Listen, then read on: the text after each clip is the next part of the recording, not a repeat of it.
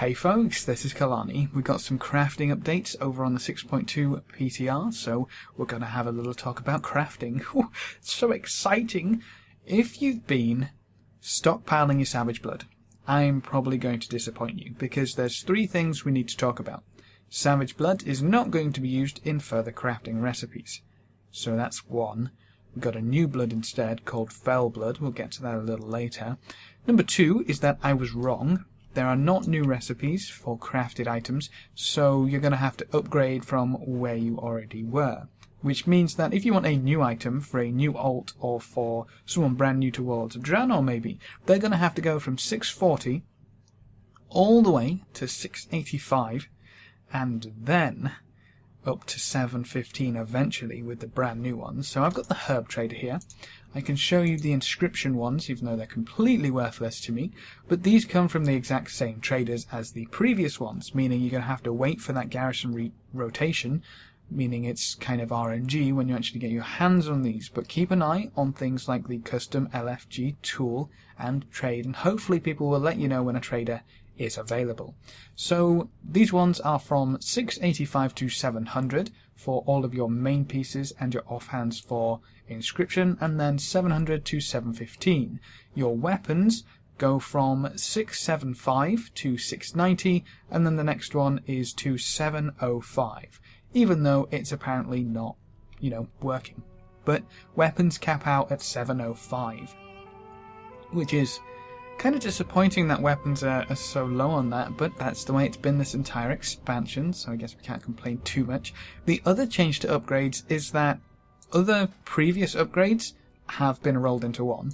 So when you try and buy those, it's restore the item to a more stable state, which is kind of weird, but either way, it will restore it to a Talidite amplifier, which is kind of baseline, which is strange, but increases the item level of dual crafting armor by 15 up to a maximum of 685. So you basically make 3 of these instead of making one from 640 and then another to finally get to 685. So that's kind of interesting, I guess, a really strange way of doing it, but this reduces the amount of materials that you need, really Savage Blood, because this is actually going to really hurt with Sorcerer's Earth prices as they are right now.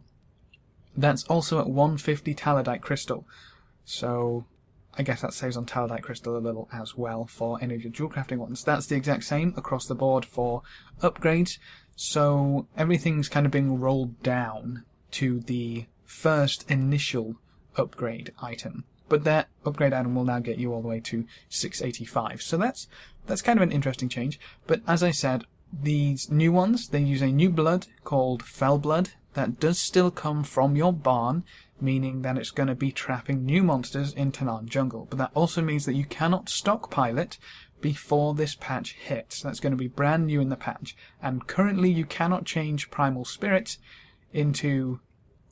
They're Primal Spirits, aren't they? Yes, Primal Spirits. I wanted Savage to be in there somewhere, but you cannot change Primal Spirits into these Felbloods at the moment. So you can't even stockpile those ready to trade them for Felblood when this patch hits. What you can do is obviously stockpile gold and then just buy out all the Felblood when they become available.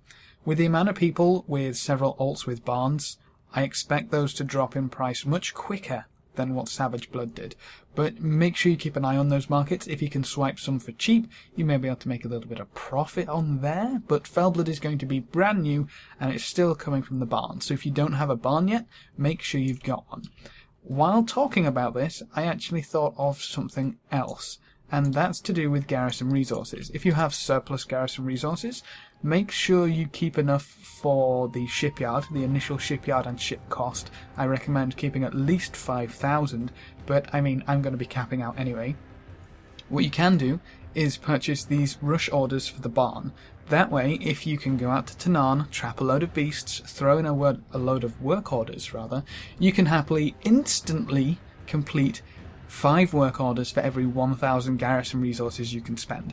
So if you have surplus, if you have missions waiting to come in because you have too many resources, spend them on rush orders for your barn. I think that's a very good way to do that and can potentially make you a lot of money come 6.2. Now, the last thing to talk about is new gems. We actually have new epic gems. I sadly can't show you them in game because the ore trader isn't available. That's where I'm assuming they will come from, the recipes that is, because they don't come from your profession building. So you'll need to find an ore trader and get your recipes from them. But the new epic gems are 75 in a stat.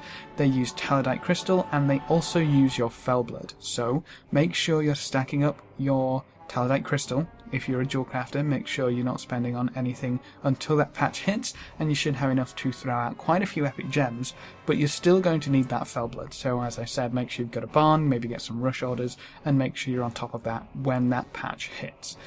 So that's all I've got for crafting updates, but if you've been stockpiling Savage Blood, that's probably going to be a little bit of a disappointment, but at least now you know what to expect for 6.2 and professions. The only thing that I might be tempted in kind of watching out for is new enchants. That might be a thing as well. When you get new gems, typically a new enchant comes out which can be a little more powerful. Like we have 50 stat enchants on rings, so everything might go up 25 for an enchant as well, but that's kind of, I think that's a little out there. I mean, that's not been data mined at all, so that's either going to come a lot later in the PTR if it's even planned, or it's just not going to come out at all. So just a little speculation on my part. But either way, those are the crafting changes for 6.2 thus far. If you have any questions or queries, please leave them in the comment section below and I'll try to get back to you. Remember to leave a like just below the video before you leave, and if you want to see more, make sure to subscribe. But apart from that, thanks for watching folks, good luck and have fun, and as always, I will see you next time.